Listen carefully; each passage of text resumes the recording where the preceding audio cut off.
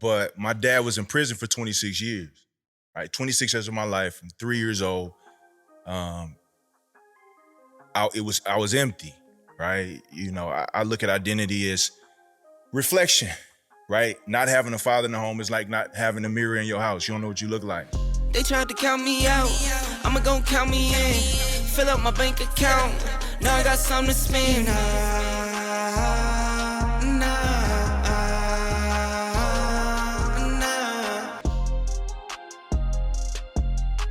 All right, family, as you can see, I'm no longer on the main stage. They wouldn't allow me to be there. They said they got it covered, so they gonna cover it. Welcome to the stage, Isaiah Williams, Reggie George, Dave Jones, and Kedron Boston.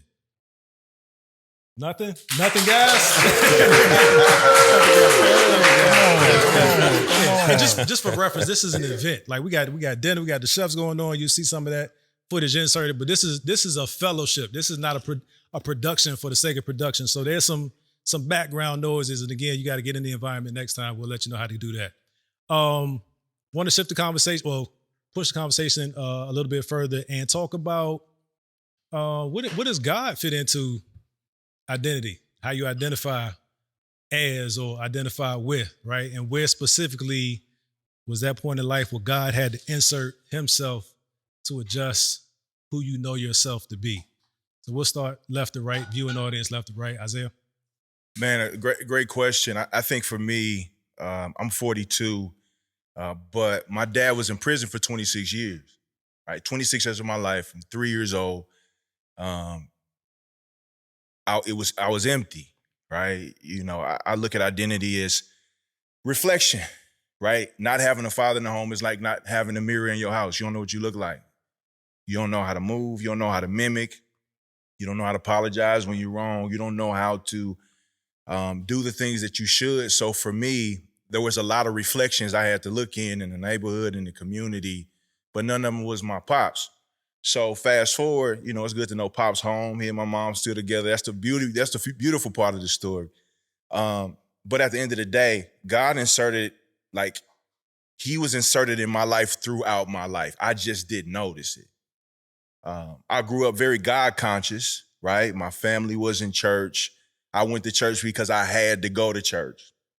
But I didn't really come into a realization of who God was until I was about 21.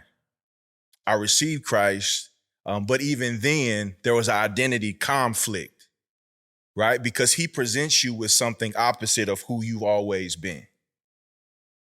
You feel me? So now you're at a space in your life where you're trying to say, is this the truth about me or is this a lie? Do I believe the lie as the truth? You know what I'm saying? Or vice versa.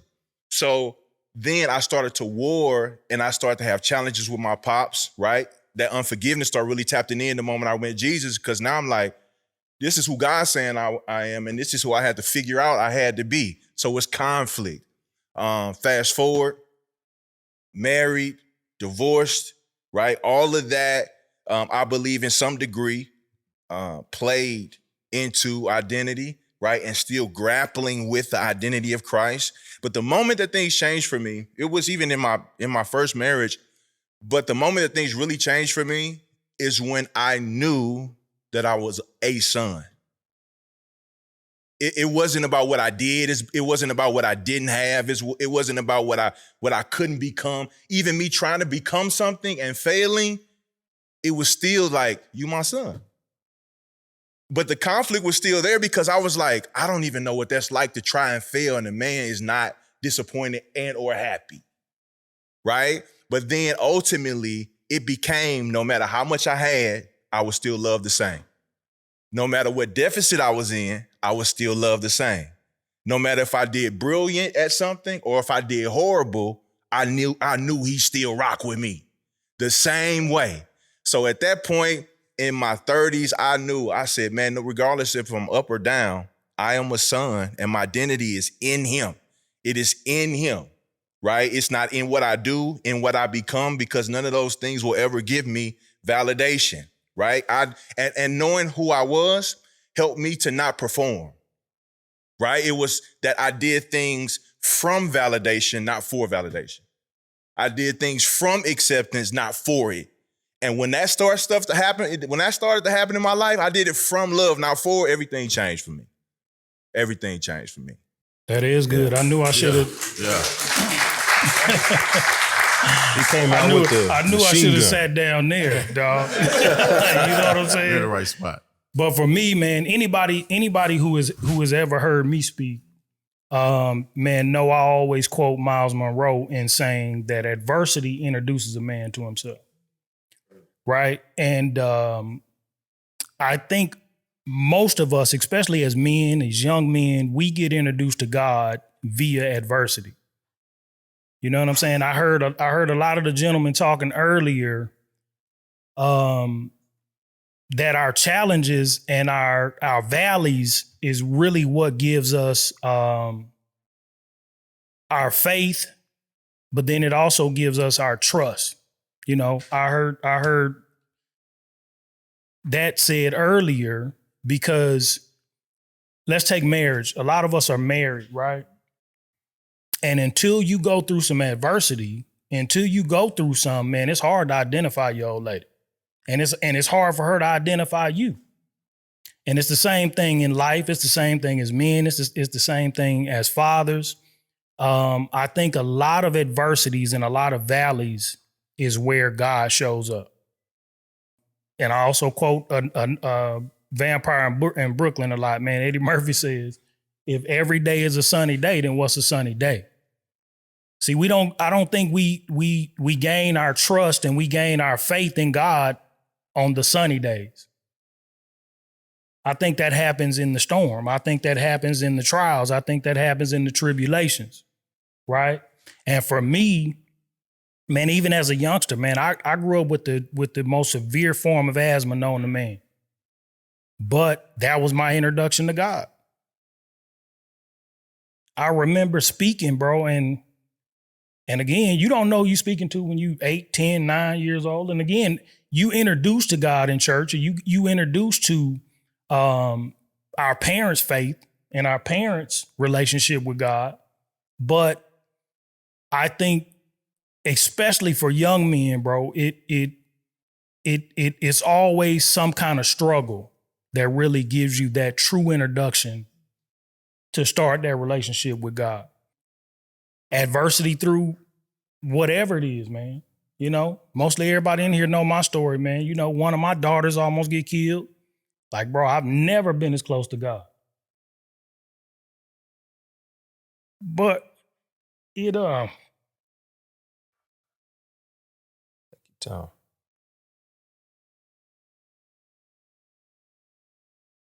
that kind of faith shouldn't always take that kind of adversity. But man, we here because of those lessons and that kind of relationship. Because if we don't battle through that, if I don't battle through that, the father figure movement don't exist. Who I am as a husband, who I am as a man, as a father. Because that adversity introduced me to who I am today. And he didn't exist before that. And that kind of relationship, that kind of faith is again where I think continually through our life, man, we continue to develop that relationship with God. Man.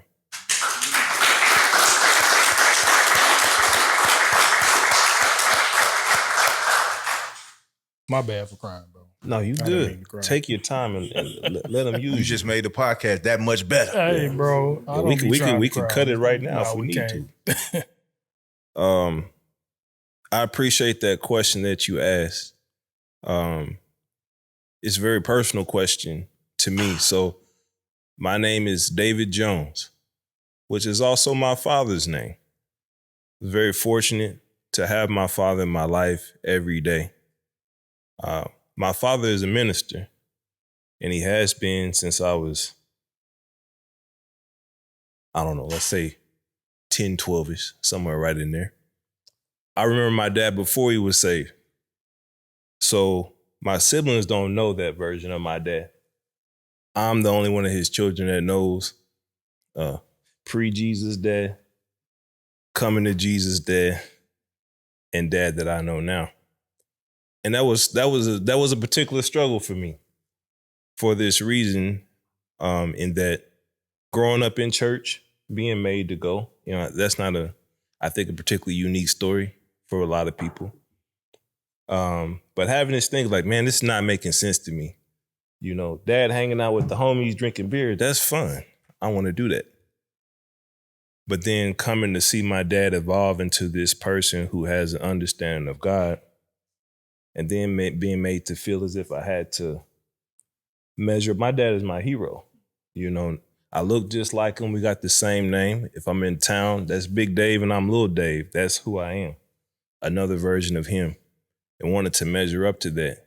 And I can honestly say that growing up, being baptized, being saved, having this intellectual conception of who God is, but not really knowing. Until this year, I can honestly say that. I shared with my parents about 5 years ago that I didn't think I identified as a Christian. I identify as a believer in God. I believe in Christ, but I didn't believe in that idea because it didn't resonate with me. And this year, I've been on the podcast before. I left my job about 3 years ago. The first year was kind of normal stuff, right? You don't make that much money. You have a lot of fun. That's normal. The second year, tremendous year, made more money than I ever had. I said, I got this figured out. I became a God unto myself. And then this year, God had to humble me to have gone to make 10x the income in 1 year to 1/10 the next year. And what I learned, not just that, my mother-in-law has been sick for a year. My wife and I have been having issues because her mother is sick. That's her hero. And in this time, I'm having to learn who God is. And I had to be humble. Sometimes I believe that we're given gifts. God gifted me with two things. I believe we're all born perfect and knowing who we are.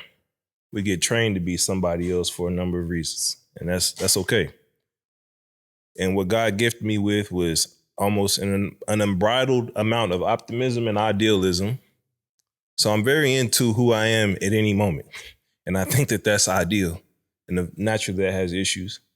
And then also with an intellect to process a lot of information. So you can't just tell me to go to church and God gonna work it out. I need to understand the mechanisms by which that's gonna happen. And if you can't explain that to me, I'm gonna nod my head. I'm like, they don't know what they're talking about. I got the answers. I am Kanye, So, but this year what I learned is that God had to get me into a place of vulnerability. He had to upend my life to reveal himself to me in a way that I can understand. And it's not the Bible my dad has preached to me, and I believe in the Bible, but it's the way that God revealed himself to take my dad from the guy that was living his life to who he is.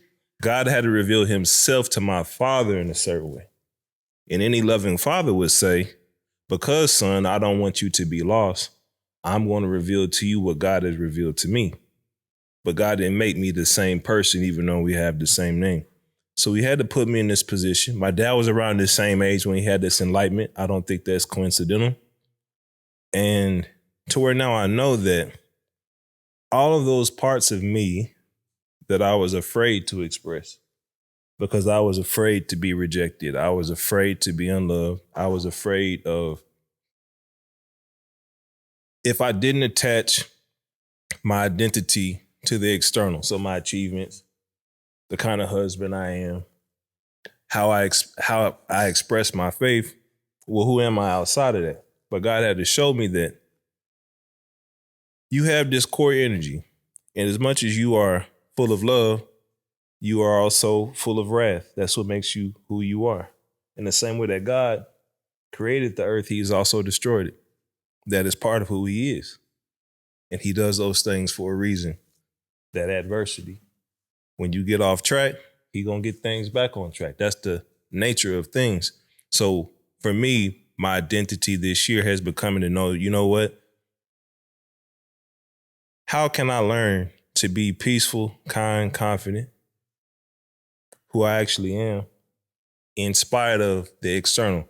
It was easy to be that optimistic, caring, encouraging person when I felt I was on top of the world.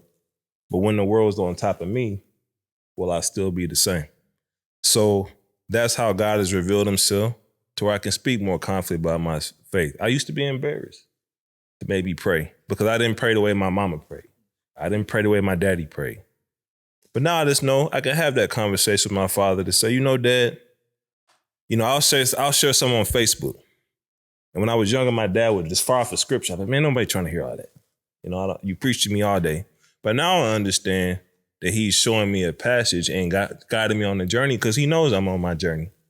And now before I couldn't even conceptualize what he was telling me, but now I can. So that's my answer to that. What's up?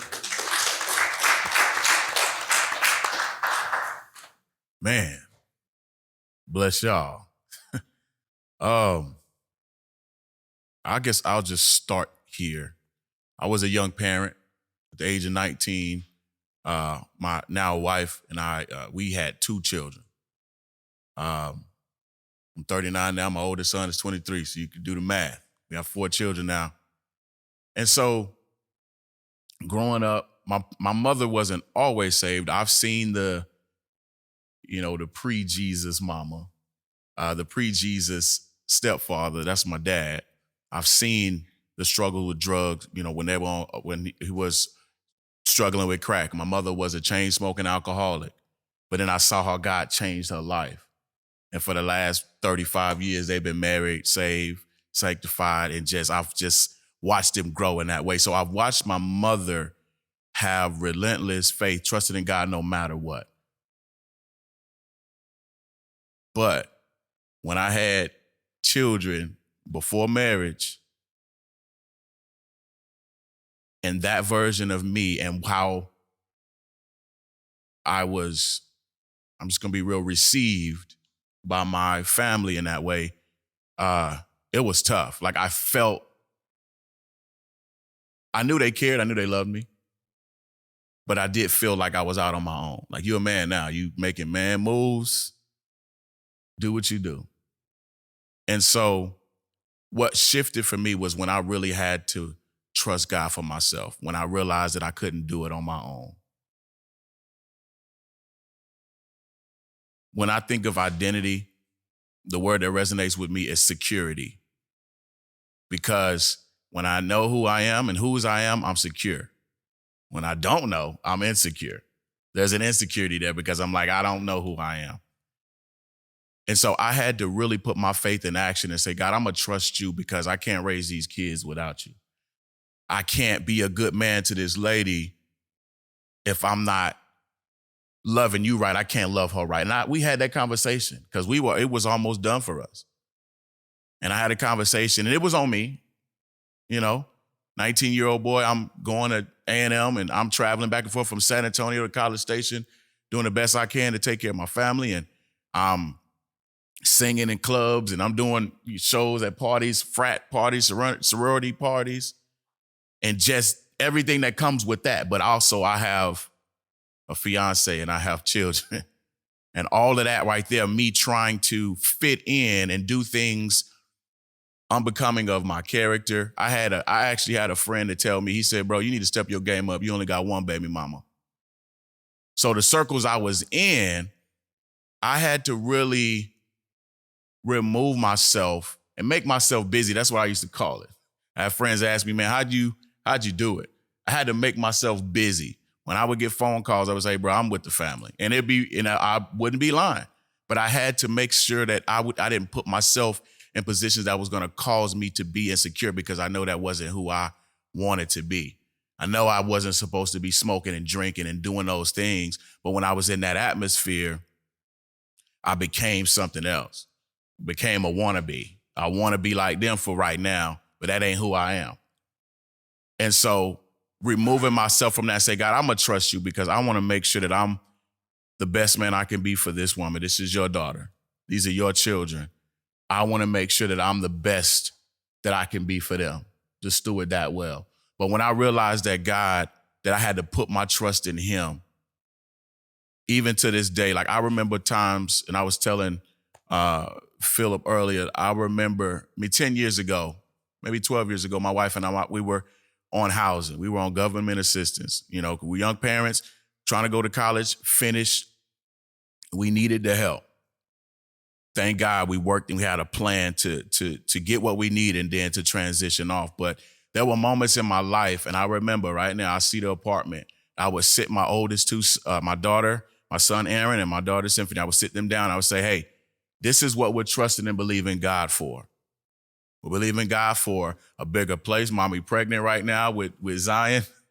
You know, I'm trusting God for this. And we would pray. And then when God would come through, I would sit my family down again and say, do you see what God did? Because one thing, I know we can always make more money, but I wanted to leave a legacy of faith for my children. So even right now, when they see, if I leave, if I die today, that my children are going to know how important it is to put your faith and your trust in God, because they have seen how God has come through for them. And so I'll put a pin in that right there, man. But God has been faithful, and I'm so grateful that I know not just who I am, but whose I am. I'm a son. I'm the head and not the tail. I'm above and not beneath. So when I find myself in situations where I'm like, okay, am I supposed to be in this room? I don't feel like it. But when I know, okay, God, if you put me here, this is where I'm supposed to be. It ain't about me. It ain't about what I think. It's about what you think. And I'm going to trust you no matter what. Use me how you want to. Amen.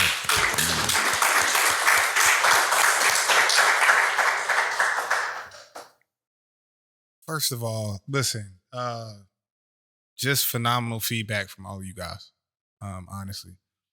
I think that understanding God's identity helps us to understand our own. Is there a moment in your lives where his identity became clearer to you, that helped you connect the dots when it came to your own? Yeah. I'll dive in on that one. Yeah, I will say that this year I have learned about the completeness of God. And as a result, I love how you said the mirror. So for so long, my father was my mirror. He still is in a large regard, because I know, fast forward 30 years, how I think I will be. But with God, what I've come to understand is that it's, as a husband, the man in me, that my ego, who loves structure, who loves control. If my wife is not adhering to the structure and control that I want, I'm angry. But I have to remember that I also err from the path that God called me to be on. I err from the path that my wife needs me to be, from the person that God designed me to be, but there was still compassion and love. So as a result, I have to learn to show compassion and love and learn to give people a space. And I have to learn to be comfortable with, as I would describe it, chaos, because it's all under God's plan. And you can only see the order. I can only see the order when I'm operating from that perspective of, I don't need to understand everything that's going on right now. I just need to understand God's voice and what he's telling me to do. And then at that point, it's very easy to find peace in anything. It's easy to find peace when it's peaceful, but can I find peace when it would appear that it's not peaceful? And until I can master that, it's really hard for me to know exactly who I am. But when I know it's chaotic, when I know it's unsettled, but I'm at peace, I know I'm doing the right thing. No matter what anybody says, I'm loving my wife the way I should. I'm leading my family the way I should. I'm running my business the way that I should. And as long as I'm doing that, I'm doing what I'm called to do. That's good. Yeah, I think for me, was you gonna read?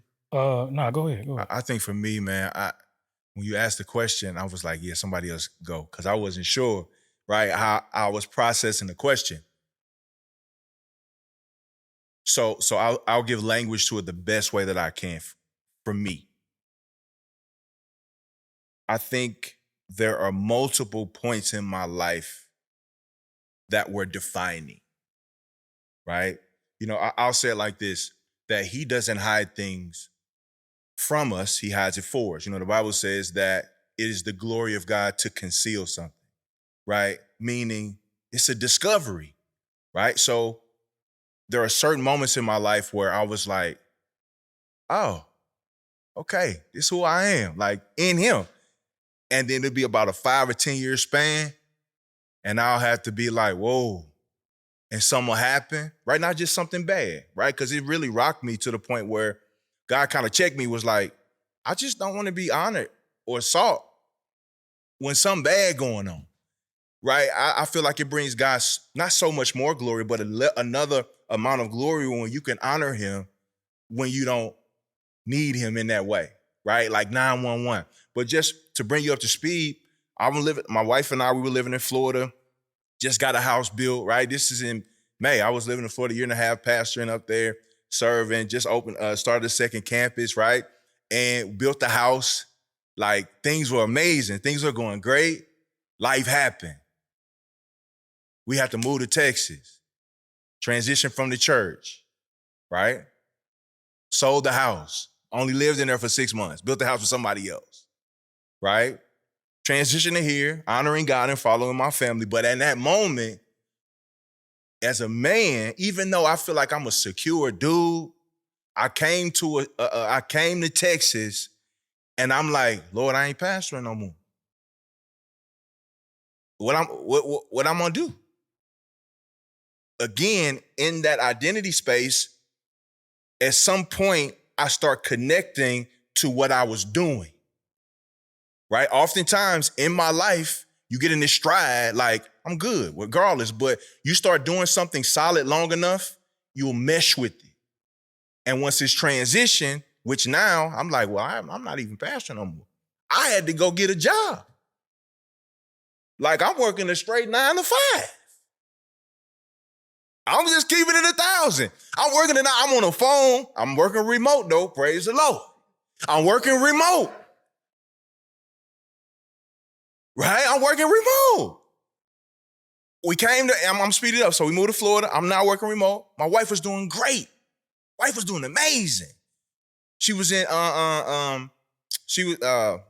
doing mortgage underwriting. Came here. She was like, you know what? We good on my salary. Don't worry about it. We got in Texas for 3 days, laid off. So now I ain't working. She ain't working. And we looking at each other like, what we gonna do? And I said, Lord, this ain't how it's supposed to be.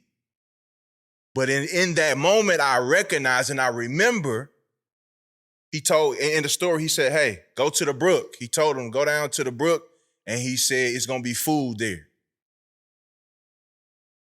He didn't know. He just had to trust the Lord. In this space of my life, there's a redefining of myself, a discovery in a way in which I didn't know, and it's how to trust the Lord in a space where every effort that I exhaust, nothing. My wife, now I'm talking about we would look for jobs and jobs and jobs and jobs and jobs. Nothing. But we had more. I ain't trying to leave that out, but I wanted to put that on the end. We had more than we had without a check. I can't even tell you. I can't even do the math on a miracle. I guess at the end of the day is I had to rediscover myself in such a way.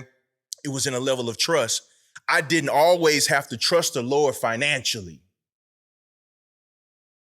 So I didn't really know him fully in that way. Because some things you making money, you're like, well, you making money. But when you ain't making it, then your identity was in what you were doing. I ain't no money. It's like, okay, what's happening? I'm naked out here. Like, but then the Lord started providing. He said, this is what I want you to know. You my son, and I take care of my son. I reign on the just and the unjust, and I got you, whether you got it or not, I'm gonna still take. So it all goes back to the beginning for me. I was a son. Go ahead. For me, man, again, God identified himself as plain as day for me through my kids. Just because, and I think I might have heard you speaking on it, like, as men, when we get into adulthood, we develop an ego. We develop a persona. We develop who either the world or our occupation or whoever, that becomes our identity, right? So for me, God had identified himself, but it didn't chip away at my ego. It didn't bring me down to the respect level where I understood that identity, right? I still thought, just like Isaiah said, I build this business. I married this woman. I made this family. And for me,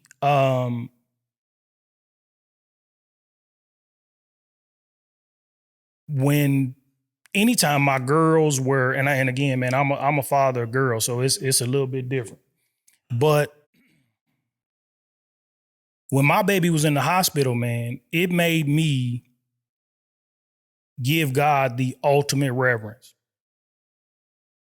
because it let me know who manufactured them. I was just gifted the seed. I was only gifted the seed. But when it became time to ask for that healing and be faithful in that healing, I had to give it back to the manufacturer. And that's what gave me the ultimate respect for that relationship with God. That's what made me become submissive to the relationship. Because in that instance, his identity was the only identity that mattered. Who I thought I was mattered not. I guess I'll just add this. The biggest times that I really see God show me something different is in times of transition. 2018, we were in San Antonio. Everything was great. My wife was about to get her own school as a principal. We were children's pastors at the church. We had just bought a house. It was probably about three years into a brand new house. I was getting ready to go into teaching. Everything was good. And there was an opportunity for us to transition from San Antonio to Dallas. And I wasn't sure that was what God wanted us to do. So I'm like, things are good. It's a big deal for me to always honor my now. Like, the next is great. Next is good. God, whatever's next for me, awesome. But I want to always honor my now. And so I had like these blinders on, like thinking like this was it.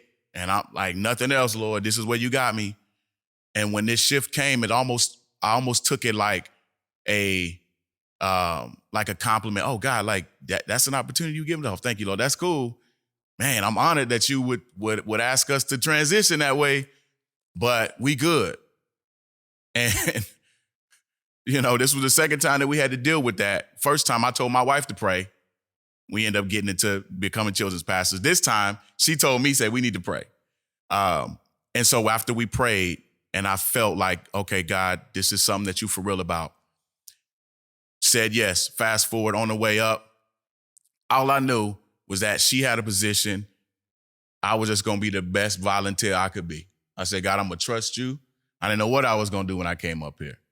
But I'll say this, by the time we got here, I had a job. We found a place to stay. On the way back, we got a call from somebody who needed a house. So we were able to become landlords and rent out our house that we had bought. And 4 years later, we still have the house.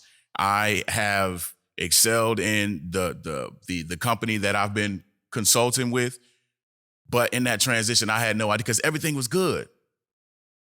But God showed me, like, you don't really know me like that. And so there's a difference between knowing and learning. So I'm still learning about how God works. So all I can do is trust in him and let him continue to show me how good he is. But he does it all the time, man. He shows me all the time, like, this is who you are. Where I want you to go, there's provision. It don't matter what you bring with you. As long as I'm with you, you good. That's good.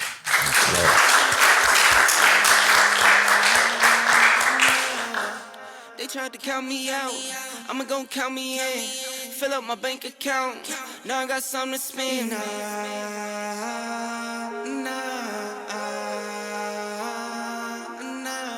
One, two, three, 4, 5, 6, 7, 8. I just pull it out and count for nothing when I'm feeling